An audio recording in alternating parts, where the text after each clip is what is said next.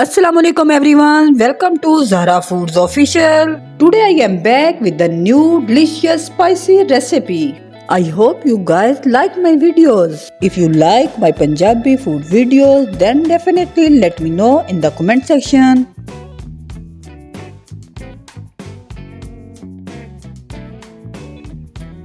ਤੇ ਅੱਜ ਦੀ ਰੈਸਿਪੀ ਵਿੱਚ ਅਸੀਂ ਬਣਾਉਣ ਲੱਗੇ ਹਾਂ ਸਪਾਈਸੀ ਚਿਕਨ ਜਲਫਰੇਜ਼ੀ। चिकन जलफरेजी की रेसिपी बड़ी वधिया है, इसलिए आखिर तक देखियो ताकि पूरी रेसिपी का तुहानू पता चल सके। हुण असीं शुरू करते हैं अपनी रेसिपी। सब तो पहले लिया असीं एक पैन दे विच पाया 1 चम्मच ऑयल दा। चुल्हे की अग दरमियानी रखनी है। हुण कोई सब्जियां शामिल करांगे। सब्जियां विच असीं शामिल करांगे प्याज लेने 2 दरमियाने मोटे कटे हुए चौरस शेप विच। 1 शिमला मिर्च भी इसी तरह ही कट लेनी है और 2 टमाटर दरमियाने इसी तरह ही कट लेने और शामिल कर देने।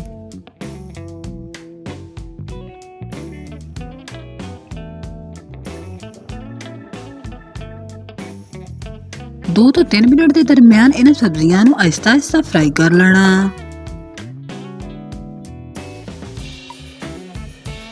ਇਸ ਵੇਲੇ ਸਾਰੀਆਂ ਸਬਜ਼ੀਆਂ ਫਰਾਈ ਹੋ ਜਾਣ ਤੇ ਇੱਕ ਪਲੇਟ ਵਿੱਚ ਕੱਢ ਕੇ ਸਾਈਡ ਦੇ ਉੱਤੇ ਰੱਖ ਲੈਣਾ। ਤੇ ਫਿਰ ਇਸ ਤੋਂ ਬਾਅਦ ਅਸੀਂ ਫਰਾਈ ਪੈਨ ਨੂੰ ਦੁਬਾਰਾ ਚੁੱਲ੍ਹੇ ਦੇ ਉੱਤੇ ਰੱਖ ਦੇਵਾਂਗੇ। 2 ਤੋਂ 3 ਚਮਚ ਅਸੀਂ ਆਇਲ ਦੇ ਪਾ ਦੇਵਾਂਗੇ ਫਰਾਈ ਪੈਨ ਵਿੱਚ। 3 ਤੋਂ 4 ਬਾਰੀਕ ਕਟੀ ਹੋਈ ਪਿਆਜ਼ ਸ਼ਾਮਿਲ ਕਰ ਦੇਵਾਂਗੇ। ਦਰਮਿਆਨੀ ਅੱਗ ਤੇ ਪਿਆਜ਼ਾਂ ਨੂੰ 2 ਤੋਂ 3 ਮਿੰਟ ਵਾਸਤੇ ਫਰਾਈ ਕਰਾਂਗੇ।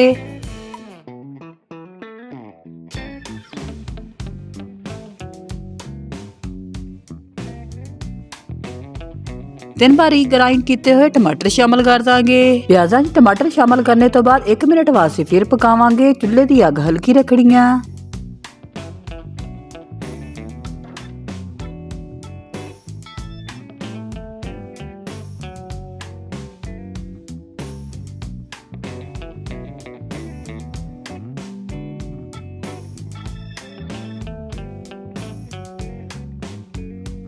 टमाटर ते प्याज 1 मिनट पकाने तो बाद लहसुन ते अदरक 1 खाने वाला चम्मच शामिल कर देना।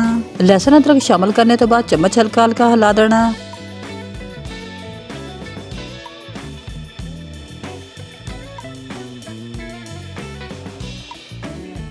ते फिर इस तो बाद 1 चाय वाला चम्मच लाल मिर्च दा शामिल कर देना। आधा चाय दा चम्मच हल्दी शामिल कर देनी।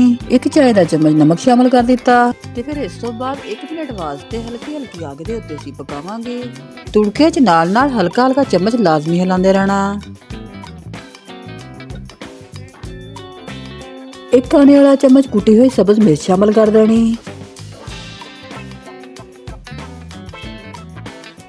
जिस वे लगे कि सारिया चीज़ां आपस में मिक्स हो गई, एक पेस्ट बन गया तो फिर चिकन शामिल कर देना। चिकन मैं 1 प्याली शामिल की। मेजरमेंट तकरीबन चिकन आधा किलो बनया तो मैं बोनलेस चिकन इस्तेमाल किया। हड्डी वाला चिकन मैं बिल्कुल भी इस्तेमाल नहीं किया। दरमियाने अग के उत्ते चिकन नूं अच्छे तरीके दे नाल भुन लेना।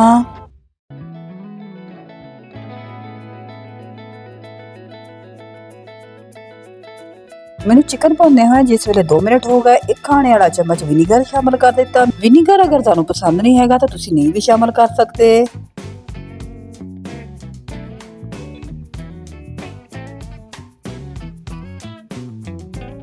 चिकन भुनने हुए हल्का हल्का पानी का छिट्टा लाजमी मार देना ताकि चिकन नरम भी रहे तो चिपके भी ना पैन दे नाल।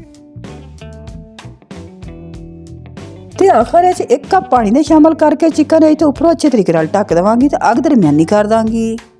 1 मिनट तो बाद पैन का ढक्कन चक के देखिए तो शामिल किया होया पानी बिल्कुल खुश्क हो गया वा। ते हुण असीं शामिल करांगे पिसिया होया खुश्क धनिया 1 चाय का चम्मच। 2 चुटकी काली मिर्च शामिल करांगे। 1 चाय का चम्मच पिसिया होया जीरा शामिल करांगे। ते फिर इस तो बाद 4 तो 5 सब्ज मिर्च शामिल करांगे।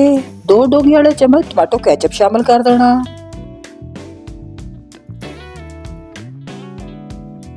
ਇਹੋ ਸਾਰੀਆਂ ਚੀਜ਼ਾਂ ਸ਼ਾਮਲ करने तो बाद हल्की हल्की अग दे उत्ते 1 मिनट वास्ते पका लवांगे।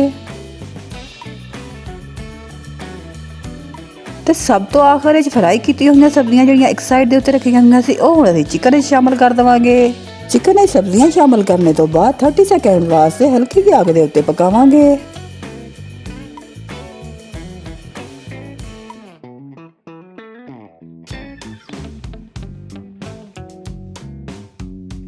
अलहमदुलिल्लाह चिकन जलफरेजी साडी तैयार आ ते हुण असीं खाने वास्ते पेश कर सकते हैं।